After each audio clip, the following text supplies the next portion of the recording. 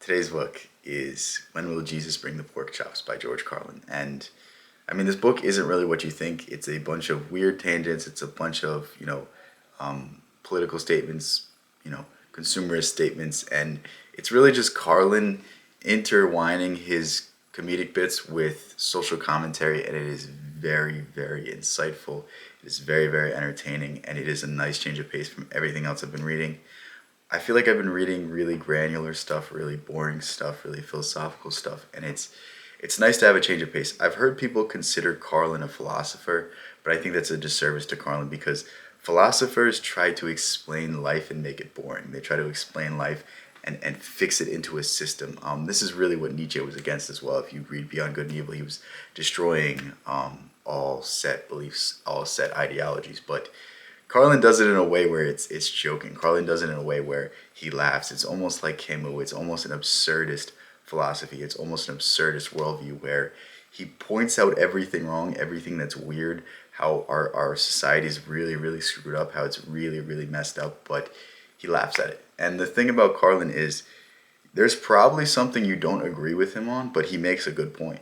And he doesn't push his worldview. He just points out something that is so in your face that you're like, you know what, this is a very good point, and I haven't thought of it that way. And that's the greatest thing about Carlin. Like he's apolitical but political at the same time. Like no matter what you believe, you're gonna disagree with Carlin, and it's in a way where you're just like, you know what, I kind of just have to laugh for me being so set in my ways. I kind of just have to laugh for me thinking that this was right my whole life. Now I see it in a different way. Now I see maybe I need to ease up on this. And that's what I really love about Carlin. Like, I would say Carlin would be more liberal if, politics was working the way it should. I think he said that in an interview. He's not political, but he leans more to wanting to help out people. And I think it really bleeds through in this. It really is shown. But I don't know. I think one of the greatest sentiments he put in this book was that everyone that's trying to change the world through politics, every political activist, everyone that's trying to lobby and protest and do all these things, like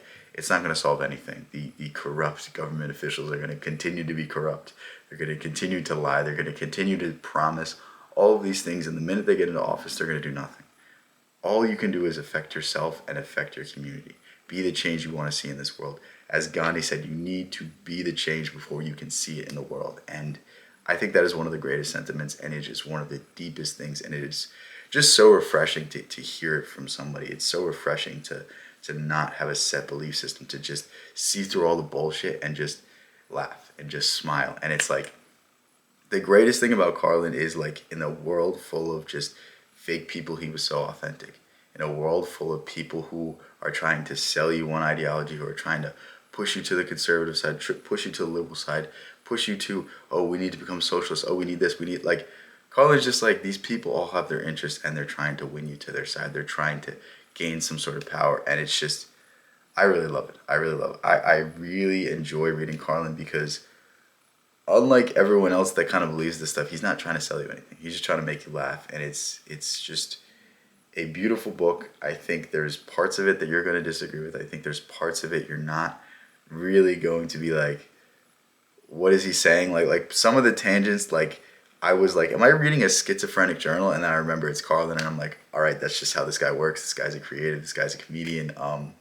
We'll chalk it up to him trying to be funny. Like some of the parts are just very weird, but it's awesome to see someone try something, and it's awesome to read this book. And again, it's a very quick read because half the pages are filled up with empty space, half the pages are filled with dialogue. So I really urge you to go pick up this book or go pick up any book by George Carlin, or even just go watch his YouTube. Like all of his specials are on YouTube at this point, I think, or at least a lot of the bits are. Like I'm telling you, if you want to really, really, really like laugh and also be horrified, look up George Carlin on soft language. Look up George Carlin on voting. Look up George Carlin on prisons, or any subject. George Carlin has probably some of the best takes and probably some of the most sensible takes, and it's really sad to see that more people aren't educated in their George Carlin bits or George Carlin specials. But it's something that I've always appreciated, and the older I get, the more I appreciate his words and his wisdom and just his perspective overall, because I think it's helping me deconstruct some of the previously held beliefs that I have. And it's all about change. It's all about, not sticking to any rigid structure, because the moment you stick to a rigid ideology is the moment you sacrifice the self. This is basic Jungian psychology. This is basic philosophy. Emerson would tell you this as well. But I think it's very important to break down your beliefs and really reevaluate them at all times. And, you know, that's all I got for you guys today. But if you want more from me, go ahead, join my Discord.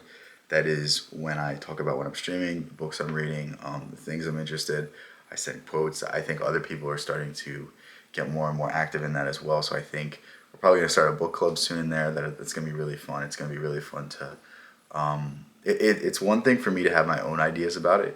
It's another thing to hear other people's perspectives, because through explaining your ideas you learn, but through listening to others and seeing how they took it, it might tie together, some of the dots that you really were like, why is this important? Why is this in here? I don't really care. But like, it might just give you the last little push to get a much deeper depth of understanding. And yeah, it's going to be a cool thing. And if you want even more from me, if you want my short stories, go ahead, join my school community.